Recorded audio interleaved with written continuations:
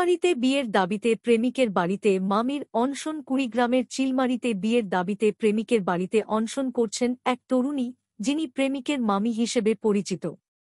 উলিপুর উপজেলার তবকপুর ইউনিয়নের নূর আচমা রোববার সকাল থেকে চিলমারির রানীগঞ্জ ইউনিয়নের কাচারিপাড়া গ্রামে প্রেমিক নাজমুল ইসলামের ২-০ বাড়ির সামনে অনশন শুরু করেন। নূর আচমার দাবি, তিনি আগে থেকেই বিবাহিত ছিলেন এবং ২ সন্তানের মা।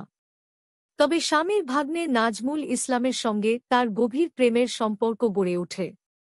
৪ মাস ধরে চলে প্রেমের সম্পর্ক। বিয়ের প্রতিশ্রুতি দিয়ে প্রেমিক শারীরিক সম্পর্কে জড়ান।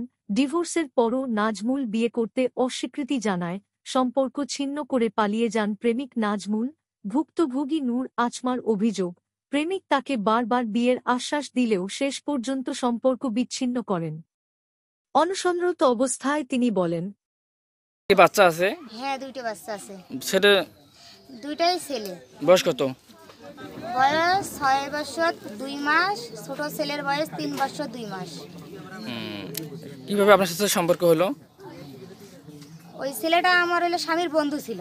হ্যাঁ। ওই ছেলেটা আমার সাথে মানে স্বামীর নাম কি? আমার স্বামীর নাম মিন্নাতুল। নাজমুল মানে এই ছেলেটার নাম নাজমুল। এই আমার স্বামীর সাথে মানে খুব ভালো সম্পর্ক একটা ছিল।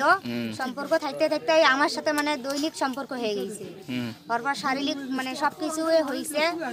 তারপর মানে ওই আমাকে চকলেট কিনে দিয়েছিল, ফোনের মধ্যে টাকা ভরে দিয়েছিল, একটা ফোনও হাতে আমাকে দিয়েছে, বাটন ফোন। আমার স্বামী মানে যেদিন রাত্রে আমার স্বামী ও ভাই আমাকে একই ঘরের মধ্যে পাইছে, তখন আমার স্বামী ওই ঘরের মধ্যে পাওয়ার সাথে ওইখানে মানে আমি তার স্ত্রী হয়ে তার বাড়িতেই থাকতে চাই, কিন্তু সবাই আমাকে তাড়িয়ে দিচ্ছে। নাজমুল ইসলামের মা এই অভিযোগ অস্বীকার করে বলেন, আমার ছেলের সঙ্গে ওই মেয়ের কোনো সম্পর্ক ছিল না। সে আমাদের ছেলেকে ফাঁসানোর চেষ্টা করছে।